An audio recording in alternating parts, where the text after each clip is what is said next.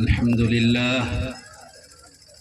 لله نحمده ونستعينه ونستغفره ونؤمن به ونتوكل عليه ونعوذ بالله من شرور أنفسنا ومن سيئات أعمالنا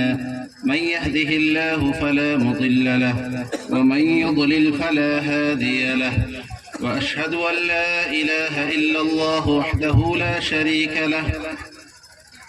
وأشهد أن سيدنا ومولانا محمدًا عبده ورسوله أما بعد فأعوذ بالله من الشيطان الرجيم بسم الله الرحمن الرحيم ووصى بها إبراهيم بنيه ويعقوب يا بني إن الله اصطفى لكم الدين فلا تموتن إلا وأنتم مسلمون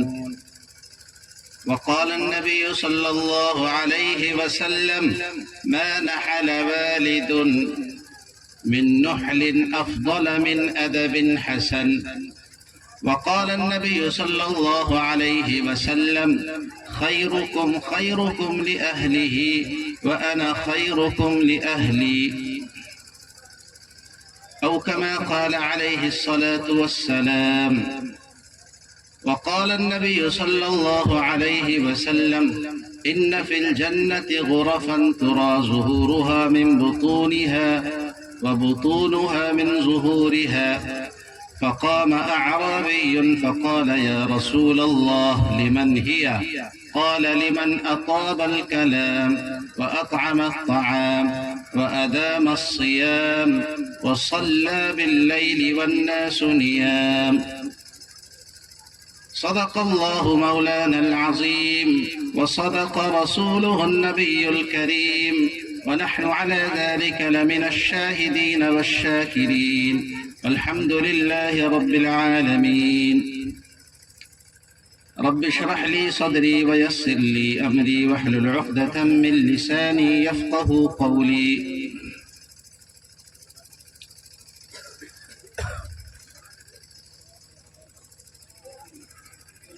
خلف الرشید حضرت مولانا محمد حسن غزالی سلمہ اللہ تعالی، حضرت مولانا مفتی توحید عالم صاحب قاسمی، حضرت مولانا اختر عادل صاحب قاسمی، حضرت مولانا مفتی مرغوب الرحمن صاحب، معزز علماء کرام، شاعر اسلام جناب قاری جمشید جوہر صاحب، حضرت مولانا منیر الدین صاحب، اسٹیج پر تشریف فرما اہم شخصیات، کھپیا گاؤں کے معزز حضرات، سامعین اور ہماری مائیں اور بہنیں،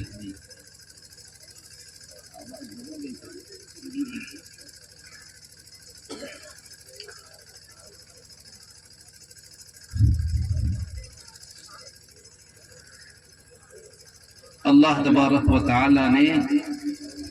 ہم سب کو انسان بنایا، تمام مخلوقات میں چن کر کے اللہ نے ہمیں انسان بنایا، پھر اللہ نے انسانوں میں بھی ایمان والا بنایا۔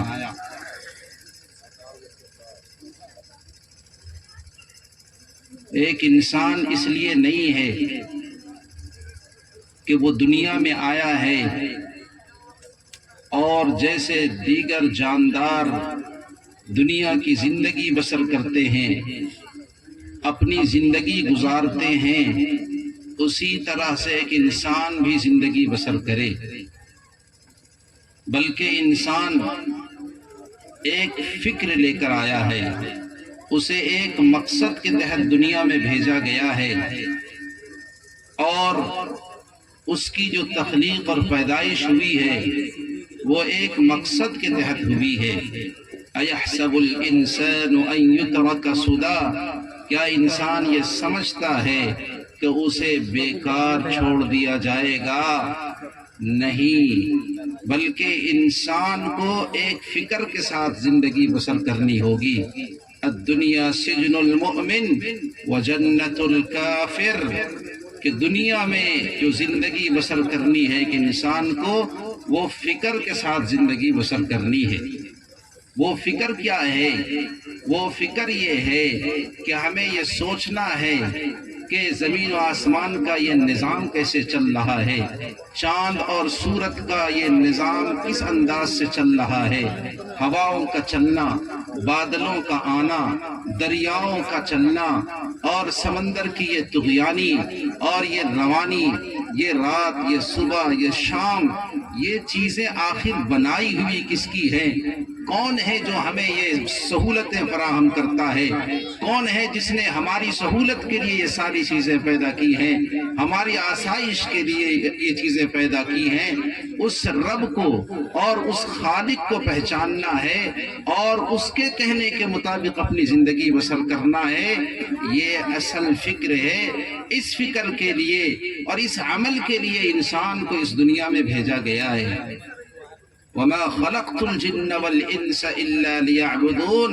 ہم نے انسان کو پیدا ہی کیا ہے کہ وہ طاعت بھری زندگی بسر کرے گا، مان کر کے چلے گا، میری مان کر کے چلے گا۔ اللہ نے دنیا کی تمام چیزوں کو انسانوں کی سہولت کے لیے اور انسانوں کی آسائش کے لیے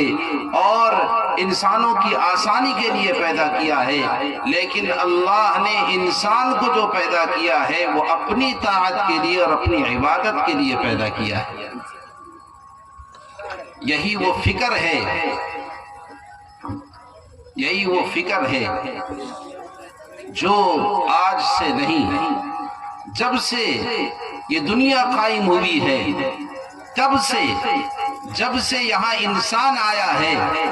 تب سے اسے یہ فکر ہے۔ سب سے پہلے اس دنیا میں حضرت آدم علیہ السلام تشریف لائے، انہوں نے ایک دین دیا تھا، ان کو اللہ نے ایک ایمان دیا تھا، ایک دین دیا تھا، ایک شریعت دی تھی، اس کے مطابق وہ زندگی بسر کرتے رہے، اپنی اولاد کو وصیت کرتے رہے، نصیحت کرتے رہے۔ بعد میں ان کی اولاد نے اس پر عمل کیا، پھر بعد کے زمانے میں کچھ گڑبڑی ہوئی عملی اعتبار سے، عقائد کے اعتبار سے، پھر اللہ تبارک و تعالی نے انبیاء علیہ السلام کا ایک سلسلہ شروع فرمایا۔ قرآن کریم نے ان انبیاء علیہ السلام کا بڑی تفصیل سے تذکرہ کیا ہے، اور ایک موقع پر حضرت ابراہیم علیہ السلام، حضرت یعقوب علیہ السلام نے جو اپنے بچوں کو وصیت کی، نصیحت کی، اس کو ذکر کیا ہے کہ جب ہم اس دنیا سے چلے جائیں، جب ہم اس دنیا سے رخصت ہو جائیں اور جب تم تنہا رہ جاؤ تو بتاؤ ہماری زندگی میں جب تم ایک رب کی پوجا کرتے تھے، ایک رب کو مانتے تھے، اللہ کو مان کر زندگی بسر کرتے تھے، شریعت کے مطابق اپنی زندگی گزارتے تھے، تو کیا ہمارے چلے جانے کے بعد تم پلٹ جاؤ گے اور پھر جاؤ گے؟ قرآن کریم نے ایک باپ کی فکر کو ذکر کیا ہے کہ نبی اپنے بچوں کے سلسلے میں فکر مند ہے، حضرت یعقوب اپنے بچوں کے سلسلے میں فکر مند ہے، حضرت ابراہیم اپنے بچوں کے سلسلے میں فکر مند ہے، تمام انبیاء علیہ السلام نے فکر کی ہے۔ تو ایک مسلمان اور ایک اللہ کا ماننے والا، اس کی یہ ذمہ داری ہے کہ جس طریقے سے اسے ایمان کی دولت ملی ہے، اسے اسلام کی دولت ملی ہے، اسی طریقے سے وہ اپنے بچوں میں اس فکر کو منتقل کرے، اس دین کو منتقل کرے، اس ایمان کو منتقل کرے۔ والذین آمنوا واتبعتهم ذریتهم بإیمان الحقنا بهم ذریتهم وما التناهم من عملهم من شیء، بعد میں آنے والے جنہوں نے دین میں اپنے آبا و اجداد کی پیروی کی ایمان کے ساتھ، اللہ تبارک و تعالی ان کو بھی ان کے ساتھ ملا دیں گے جو ان سے پہلے ان کے آبا و اجداد تھے۔ اللہ کے نبی صلی اللہ علیہ وسلم نے ارشاد فرمایا ما نحل والد ولدا من نحل افضل من ادب حسن، کہ دیکھو کسی باپ نے، کسی والد نے اپنے بچے کو اس سے بہتر تحفہ نہیں دیا کہ اس نے اسے اچھی تربیت دی، اچھا ادب سکھا دیا، اس سے بہتر تحفہ اس کے لیے کوئی نہیں ہو سکتا۔ عمر ابن عبدالعزیز کے تقریباً 12 لڑکے تھے، ان سب کے سلسلے میں ان سب کی جو انہوں نے تربیت کی اور ان سب کو انہوں نے جو تعلیم دی، چنانچہ غربت کے ساتھ انہوں نے زندگی بسر کی، اور بادشاہ وقت ہونے کے باوجود انہوں نے دنیا کی طرف زیادہ توجہ نہیں دی بلکہ بچوں کی تعلیم و تربیت کی طرف زیادہ توجہ دی۔ لوگوں نے کہا بھی کہ وزراء کے بیٹے اس طرح سے رہتے ہیں، اس طراق کے ساتھ زندگی بسر کرتے ہیں، اتنی خوبصورت وضاقتہ کے ساتھ زندگی بسر کرتے ہیں، آپ نے اپنے بچوں کے لیے تو کچھ نہیں بنایا۔ عمر ابن عبدالعزیز کا جواب تھا کہ اگر میرے بچے اس لیے ہیں کہ وہ جہنم میں جائیں اور جہنمی ہیں تو میں نے ان کے لیے کچھ نہیں کیا، یہ میرے لیے خوشی کی بات ہوگی، لیکن اگر بچوں کی جیسی تربیت ہوئی ہے اور وہ جنتی ہیں اور دین والے ہیں، ایمان والے ہیں، تو ان کا یہ علم، ان کا یہ ایمان، ان کا یہ تقوی انہیں یہ دنیا سے بھی محروم نہیں کرے گا اور آخرت سے بھی محروم نہیں کرے گا۔ دنیا نے اس کو دیکھا کہ اللہ تبارک و تعالی نے ان تمام صاحبزادوں کو وقت کا گورنر بنایا، مختلف علاقوں کے وہ گورنر ہوئے، اللہ نے انہیں دنیا بھی عطا فرمائی اور انہیں دین بھی عطا فرمائی۔ تو سب سے بڑی فکر کی بات یہ ہے کہ ایک مسلمان اپنے بچوں کے سلسلے میں فکر مند رہے کہ اس بچے کو صحیح تعلیم کیسے مل جائے، یہ بچہ ہمارا تربیت یافتہ کیسے ہو جائے، اور یہ بچہ ہمارا سننے والا، ماننے والا، اطاعت گزار کیسے بن جائے، اسے حقوق کا پتہ ہو، پڑوسیوں کے حقوق کا پتہ ہو، والدین کے حقوق کا پتہ ہو، اور اس کے خاندان کے افراد کے جو حقوق ہوتے ہیں ان کا پتہ ہو انہیں۔ ان چیزوں کے حقوق کے ساتھ اور جاننے کے ساتھ جب وہ بچہ زندگی بسر کرے گا تو پھر وہ بچہ آپ کے لیے بھی آسانی اور آپ کے لیے سہولت اور آپ کے لیے نیک نامی اور آپ کے لیے بڑی اطمینان کی چیز بنے گا، اور اگر آپ نے ان کی ایسی تربیت نہیں کی تو وہ بچہ آپ کے لیے وبال جان بنے گا کہ یہ بچے جو آپ کے لیے رحمت کا سبب بنتے وہ آپ کے لیے زحمت کا سبب بنیں گے۔ اس لیے فکر کے ساتھ ہم سب کو زندگی بسر کرنے کی ضرورت ہے کہ ہر شخص اپنی جگہ پہ خود اپنے سلسلے میں فکر مند ہو، اپنے بچوں کے سلسلے میں فکر مند ہو، خصوصاً خواتین کہ جن کو اللہ تبارک و تعالی نے بہت بڑا مرتبہ اور مقام عطا کیا ہے۔ ایک صحابی نے پوچھا یا رسول اللہ من ابر، میں کس کے ساتھ حسن سلوک کروں؟ آپ نے فرمایا امک، اپنی ماں کے ساتھ حسن سلوک کر۔ ثم من، یا رسول اللہ پھر کس کے ساتھ حسن سلوک کروں؟ آپ نے فرمایا امک، اپنی ماں کے ساتھ حسن سلوک کرو۔ پھر کہا یا رسول اللہ اس کے بعد کس کے ساتھ حسن سلوک کروں؟ آپ نے فرمایا امک، اپنی ماں کے ساتھ حسن سلوک کرو۔ 3 مرتبہ کہنے کے بعد پھر کہا یا رسول اللہ اس کے بعد کس کے ساتھ حسن سلوک کروں؟ آپ نے فرمایا اباکا، اپنے باپ کے ساتھ حسن سلوک کر۔ ماں کا درجہ 3 گنا بڑھا ہوا ہے، یہ اللہ کی طرف سے عنایت ہے۔ اللہ تبارک و تعالی نے عورتوں کے ساتھ خصوصی مرحمت کا معاملہ فرمایا ہے، رحمت کی نظر اللہ تبارک و تعالی نے ان پر ڈالی ہے۔ قرآن کہتا ہے وَلَهُنَّ مِثْلُ الَّذِي عَلَيْهِنَّ بِالْمَعْرُوفِ وَلِلرِّجَالِ عَلَيْهِنَّ دَرَجَةٌ۔ دیکھو اے مرد حضرات، ان عورتوں کے لیے بھی تمہارے اوپر ایسے حقوق ہیں جس طرح عورتوں پر تمہارے حقوق ہیں۔ ہاں البتہ مرد کو ایک مقام حاصل ہے کہ وہ کماتا ہے اور وہ ان کو روزی فراہم کرتا ہے اور ان کے لیے انتظامات کرتا ہے، تو اس لیے بات اس کی چلے گی اور اس کی مان کر زندگی بسر کرے انسان۔ لیکن اللہ تبارک و تعالیٰ نے عورتوں کو بھی بے شمار حقوق دیے ہیں اور ٹھیک اسی طرح کے حقوق دیے ہیں جس طرح سے مردوں کے حقوق ہیں۔ اللہ کے نبی نے ارشاد فرمایا خیرکم خیرکم لأہلہ وانا خیرکم لأہلی، تم میں بہتر شخص وہ ہے جو اپنی بیوی کے ساتھ اچھا سلوک کرے، اچھا برتاؤ کرے، اور سنو میں اپنی بیوی کے ساتھ اچھا برتاؤ کرتا ہوں، اچھا برتاؤ کرتا ہوں۔ ایک حدیث ہے ترمذی کی، اللہ کے نبی صلی اللہ علیہ وسلم نے ارشاد فرمایا وہ خرچ جو تم اپنی اولاد پر کرتے ہو وہ بھی صدقہ ہے، حتی اللقمة التي ترفعها الى فم امرأتك فهي صدقة، سنو وہ لقمہ جو تم اٹھا کر کے اپنی بیوی کے منہ میں ڈالتے ہو، جہاں صرف شہوت ہی شہوت ہے، جہاں خواہش ہی خواہش ہے، جہاں صرف مزہ ہی مزہ ہے، جہاں صرف لذت ہی لذت ہے، اس مقام پر بھی جو چونکہ تمہارے دل میں ایک جذبہ ہے کہ ہم حرام سے بچ رہے ہیں، ایک انسان کو خوش کر رہے ہیں، اپنی بیوی کو خوش کر رہے ہیں، حرام سے ہم بچ رہے ہیں، اس جذبے کے ساتھ تم نے وہ لقمہ جو اپنی بیوی کے منہ میں ڈالا ہے یہ بھی صدقہ ہے، یہ بھی صدقہ ہے۔ یہ عورت کو اللہ تبارک و تعالیٰ نے مقام دیا، ہمارے نبی نے مقام دیا ہے۔ اللہ کے نبی نے فرمایا من ابتلی بشیء من البنات کن لہ سترا من النار، جس نے کسی ایک بچی کی پرورش کی اور اس ایک بچی کی پرورش کی وجہ سے وہ آزمائش میں مبتلا ہوا، پریشانیوں میں مبتلا ہوا، سنو سنو کہ وہ بچی اس کے لیے جہنم سے حجاب اور آڑ بن جائے گی۔ بچے اور لڑکے کے لیے یہ حدیث نہیں ہے، اس طرح کی فضیلت نہیں ہے، بچیوں کے لیے یہ حدیث ہے۔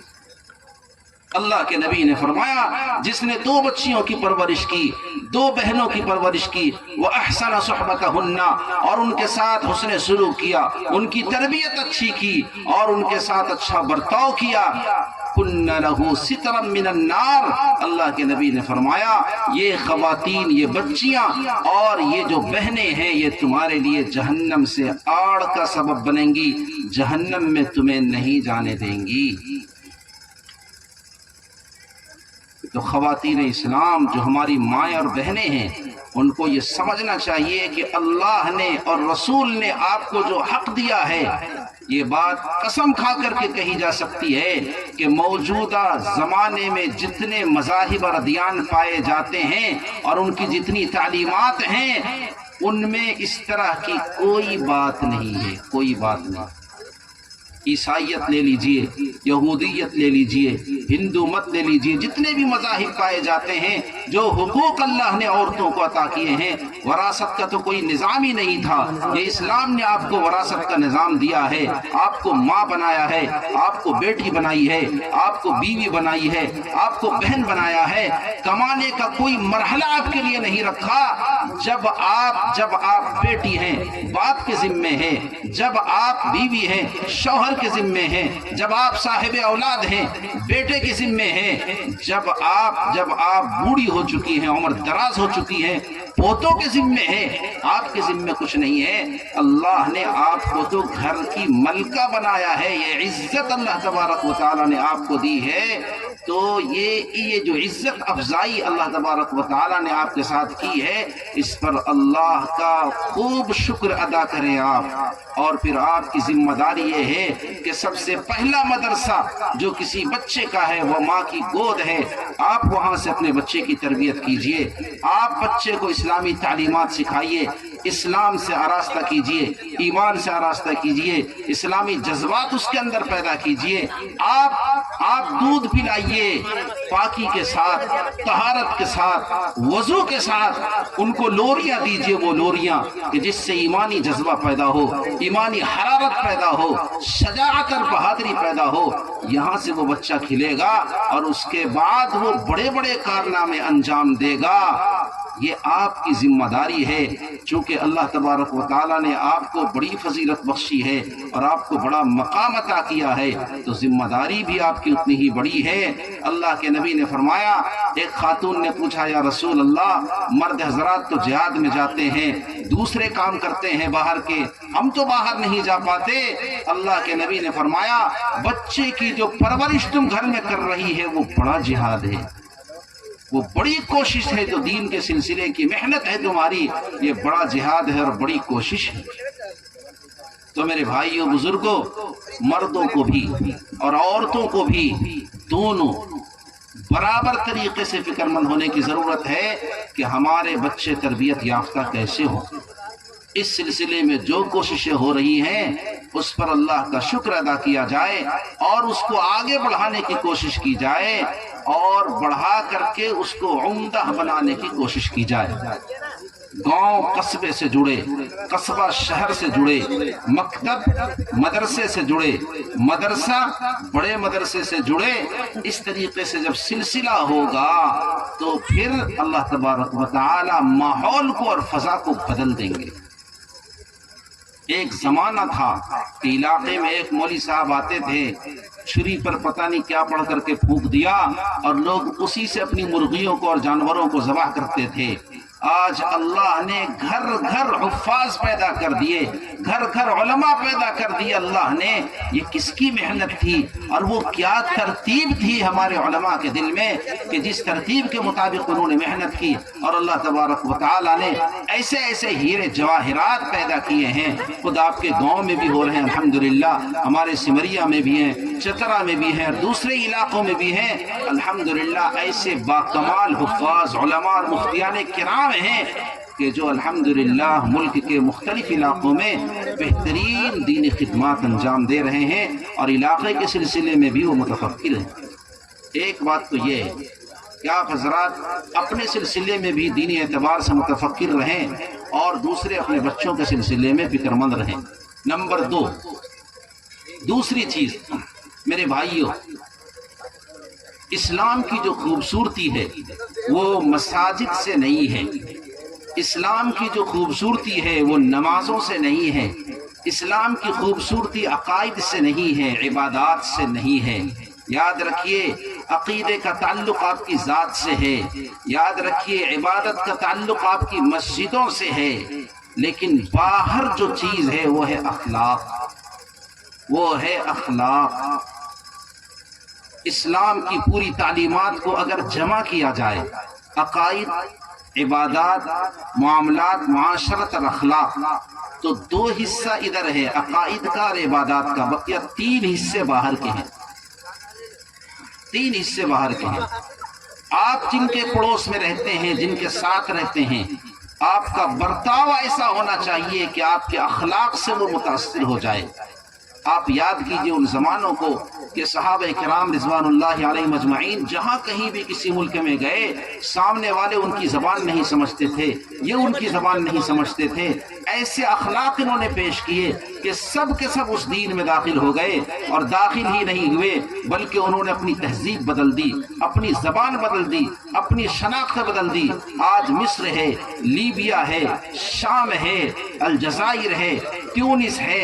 اور دیگر جو علاقے ہیں جہاں عربی زبان بولی جاتی ہے، آپ تاریخ اٹھا کر کے دیکھیں ان علاقوں میں عربی نہیں بولی جاتی تھی، اس کے باوجود صحابہ نے ایسے اخلاق پیش کیے اور لوگ ان کے اخلاق سے اور کردار سے اس طرح سے متاثر ہوئے کہ انہوں نے اپنے آپ کو اس میں ڈھال لیا۔ لیکن ایک ہم ہیں کہ ہمارے اخلاق ایسے ہیں کہ پڑوسی کو ہماری وجہ سے تکلیف ہے۔ اللہ کے نبی نے فرمایا لا یؤمن احدکم حتی یأمن جارہ بوائقہ، کہ وہ شخص مومن ہو ہی نہیں سکتا جس کا پڑوسی اس کے شر سے اور اس کی پریشانی سے محفوظ نہ رہے۔ ہر پڑوسی دوسرے پڑوسی سے پریشان ہے، اس کے یہاں کوڑا کرکٹ ڈال دیتا ہے، اپنا بیل اس کی جگہ پہ باندھ دیتا ہے، اپنی جگہ کے بجائے اس کی جگہ کو قبضے میں رکھتا ہے اور اس کے بچوں کو گالی گلوچ کرتا ہے، خواتین اپنے انداز سے گالی گلوچ کرتی ہے، جس کی وجہ سے آپس میں ناچاقی ہوتی ہے۔ یاد رکھیے اللہ کے نبی نے فرمایا ما زال جبریل یوصینی فی الجار حتی ظننت انہ سیورثہ، حضرت جبریل بار بار میرے پاس آتے رہے، پڑوسی کے سلسلے میں وصیت کرتے رہے کہ خبردار پڑوسی کے سلسلے میں آدمی محتاط رہے، حتیٰ کہ اتنی مرتبہ مجھے کہی کہ مجھے خطرہ ہونے لگا کہ کہیں پڑوسی وراثت میں شریک نہ کر دیا جائے۔ جس طریقے سے بال بچوں کو وراثت ملتی ہے باپ کے مرنے کے بعد، تو ہمیں خطرہ ہوا کہ کہیں ایسا نہ ہو کہ ہمیں کے پڑوسیوں کو بھی اللہ تبارک و تعالی وراثت میں حصہ دے دیں۔ اتنے حقوق ہیں پڑوسیوں کے، اس لیے اس لیے اللہ کے نبی کی ایک حدیث ہے، آپ نے فرمایا کہ دیکھو نافع بنو، نفع پہنچاؤ فَإِن لَّمْ أَفْعَلْ، ایک صحابی نے پوچھا یا رسول اللہ اگر میں یہ نہ کر سکوں تو آپ نے فرمایا کہ پھر یہ کرو، آپ پھر کہا تُعِينُ صَانِعًا أَوْ تَصْنَعُ لِأَخْرَقَ، یہ پوری روایت ہے، وہ روایت تھوڑی لمبی ہے۔ تو اللہ کے نبی نے فرمایا کہ بھائی نفع پہنچاؤ، کسی کو نفع پہنچا سکتے ہو تو نفع پہنچاؤ۔ اس نے کہا یا رسول اللہ فَإِن لَّمْ أَفْعَلْ، اگر میں یہ نہ کر سکوں، آپ نے فرمایا تدع من شرک، دیکھو تم اپنے شر سے دوسرے کو بچا لو۔ یہ تو کر سکتے ہو نا کہ میری ذات سے دوسرے کو تکلیف نہ ہو۔ المسلم من سلم المسلمون من لسانہ و یدہ، مسلمان وہ ہے کہ جس کی زبان سے، جس کے ہاتھ سے دوسرے لوگ محفوظ رہے۔ آخر وہ مسلمان ہی کیسا ہے کہ جس کی زبان سے، جس کے ہاتھ سے، جس کے پیر سے دوسرے لوگ محفوظ نہیں ہیں؟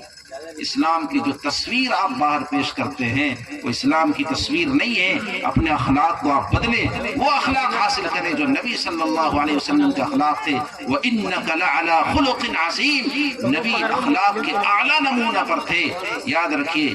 نبی نے جو مسکرایا ہے، مسکرانے کا جو انداز تھا، دنیا کا کوئی انسان ایسا مسکرانا پیش نہیں کر سکتا۔ نبی نے کھانے کے جو آداب بتائے ہیں، جو طریقہ بتائے ہیں، جو جس طریقے سے آپ نے کھانا کھایا ہے، دنیا کا کوئی ڈاکٹر اور دنیا کا کوئی طبیب اس طرح کے کھانے کا طریقہ بیان نہیں کر سکتا۔ نبی صلی اللہ علیہ وسلم نے جس طرح سے سویا ہے اور سونے کا جو طریقہ بتایا ہے، دنیا کا کوئی سائنسداں اس کو حل نہیں کر سکتا، اور اس طریقے سے یا اس سے افضل طریقہ نہیں بتا سکتا ہے۔ زندگی گزارنے کا جو طریقہ ہمارے نبی نے بتا دیا، اس سے افضل طریقہ دنیا پیش کرنے سے قاصر ہے۔ اس لیے ضرورت اس بات کی ہے کہ ہم نبی کی سیرت کو پڑھیں، نبی کے طریقے کو پڑھیں، تعلیمات کو پڑھیں اور اس کے مطابق اپنے آپ کو ڈھالنے کی کوشش کریں۔ خاص طور سے اسی لیے میں نے کہا آپ سے کہ اصل ہے کہ ہمیں اخلاق پیش کریں۔ عقائد آپ کے ذات کی چیز ہے، عبادت آپ مسجدوں میں کرتے ہیں، اس سے اسلام کی صحیح تصویر سامنے نہیں آتی ہے۔ اصل یہ ہے کہ انسان اخلاق کے اعتبار سے، معاملات کے اعتبار سے، زندگی گزارنے کے اعتبار سے اچھا ہو جائے، اپنے بال بچوں کے ساتھ اچھا رہے، بیوی کے ساتھ برتاؤ اچھا رہے، اور پڑوسیوں کے ساتھ اچھا برتاؤ رہے۔ یہ نہیں ہے کہ وہ ہندو ہے یا مسلمان ہے یا سکھ ہے یا عیسائی ہے، کچھ نہیں ہے، صرف پڑوسی ہونے کی بنیاد پر اس کا حق موجود ہے۔ حضرت عبداللہ ابن عمر تشریف لائے، کہا کہ بکری ذبح ہوئی تھی، کیا تم نے پڑوس میں جو یہودی ہے اس کو ہدیہ بھیجا؟ یہ لین دین،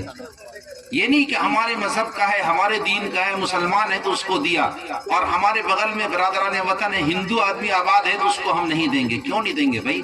پہلے زمانے سے چلتا رہا ہے، یہ ہماری تعلیم ہے، ہماری ثقافت اور تہذیب ہے۔ عید میں ان کے یہاں ہم نے بھیج دیا، دیوالی میں انہوں نے ہمارے یہاں بھیج دیا، یہ تہذیب تھی، یہ چلن تھا، اور یہ بہت عمدہ تھا، بھائی چارہ کی مثالیں تھی، ایک دوسرے سے ملتے تھے، ایک دوسرے سے سمجھتے تھے۔ اس کو برقرار رکھنے کی ضرورت ہے،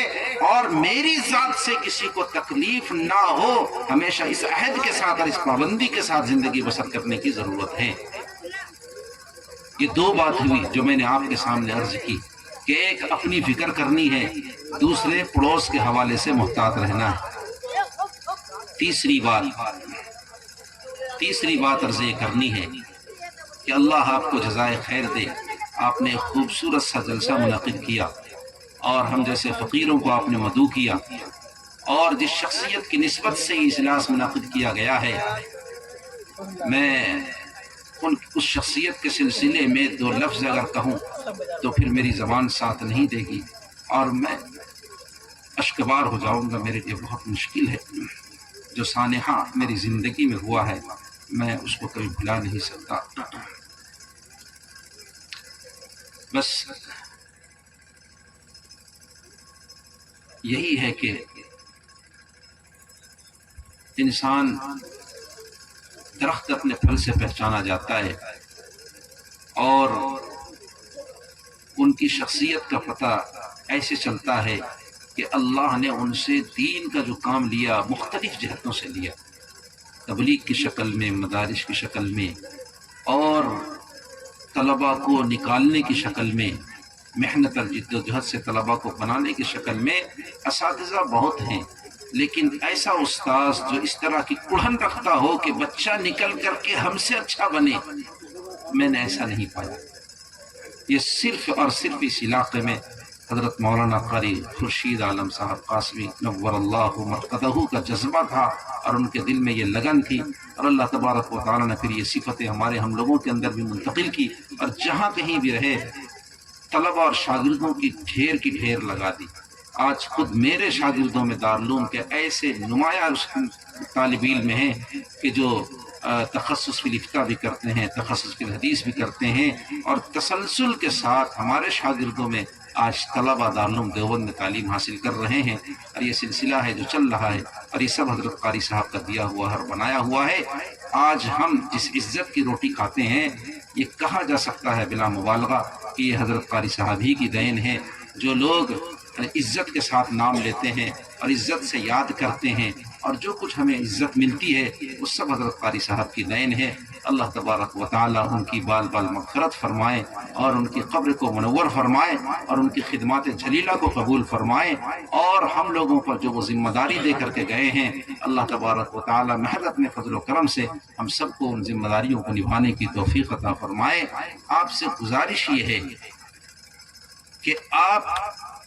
ہمیں بچے دیں کہ ہم ان بچوں کی صحیح تربیت کر سکیں۔ ہماری ہمیشہ یہ کوشش رہی ہے، وسائل کی کمی کی وجہ سے ہم یہ سب نہیں کر پا رہے ہیں، لیکن ہمارے دل میں آج بھی یہ جذبہ ہے۔ ہم بچوں کے سلسلے میں بھی فکر مند ہیں، بچیوں کے سلسلے میں بھی فکر مند ہیں، اور انشاءاللہ آپ حضرات کو خوشخبری سنائی جائے گی۔ اور ابھی جو ہماری کوشش ہے وہ یہ ہے کہ ہمیں آپ تعلیم کے لیے بچے دیں۔